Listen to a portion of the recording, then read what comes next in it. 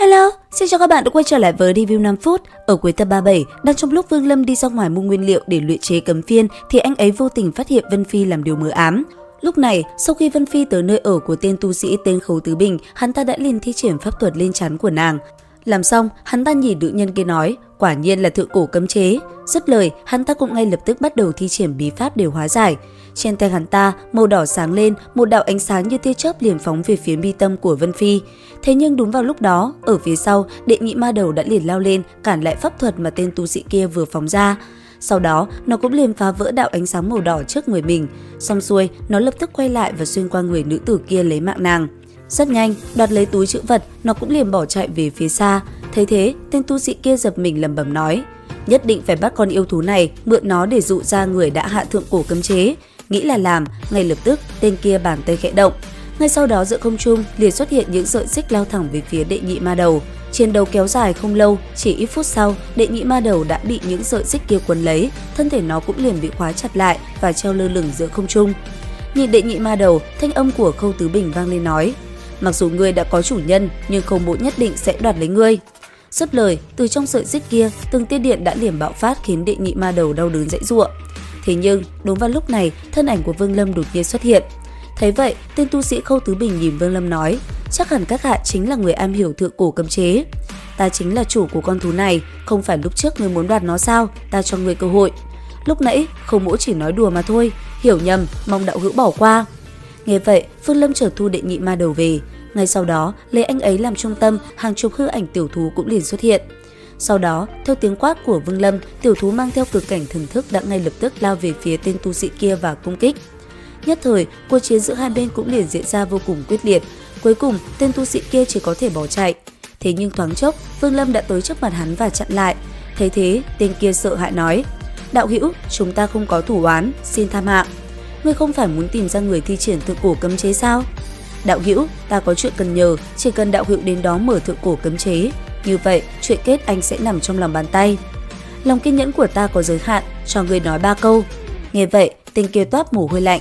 Ngay lập tức, hắn ta cũng liền nói ra bí mật về việc lấy nguyên anh quy tước của sư phụ và sư huynh mình. Thấy tên kia nói ra những điều này, Vương Lâm cũng có chút hứng thú. Sau một hồi trao đổi, anh ấy liền cùng tên kia tới một cái động phủ. Vào bên trong, hai người rất nhanh đã đi tới trung tâm. Thế nhưng vừa bước vào, Vương Lâm giật mình khi thấy một luồng kinh khí tỏa ra. Sau đó, cấm chế cũng liền được khởi động. Nhất thời, một hư ảnh con cự xà cũng liền xuất hiện và phóng về phía Vương Lâm. Thấy vậy, bàn tay Vương Lâm khẽ động, một vòng tròn một đỏ một trắng tỏa ra, anh ấy liền dùng nó phá tan hư ảnh cự xà kia. Cứ thế, cấm chế được hóa giải thành công. Ngay sau đó, Vương Lâm lập tức cùng Khâu Tứ Bình đi sâu vào bên trong hang động.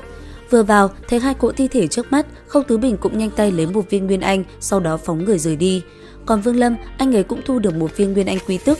Nhìn nó, Vương Lâm suy nghĩ, chính mình đã có nguyên anh quy tức, chờ chế tạo cấm phiên xong sẽ chính là lúc bản thân đột phá nguyên anh kỳ. Nghĩ đến đây, Vương Lâm cất viên nguyên anh kia đi, hít sâu một hơi, anh ấy cũng liền rời đi khỏi nơi này.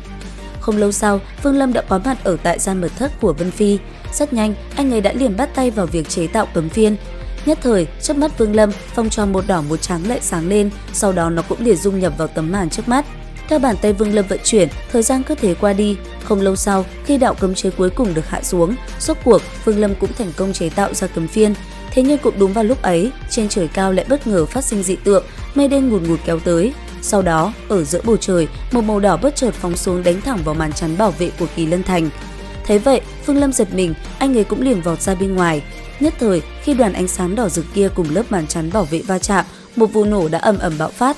Thấy vậy, Vương Lâm gằn giọng nói, thiên kiếp, chuyện này không thể nào, nó tới để phá hủy cấm phiên, không được. Nghĩ đến đây, nhanh chóng quay lại lấy cấm phiên, cầm nó trong tay, anh ấy cũng mau chóng bỏ chạy về phía xa. Tuy nhiên, đang lúc Vương Lâm bỏ chạy, không trung lại bất ngờ xuất hiện một thân ảnh quỷ dị.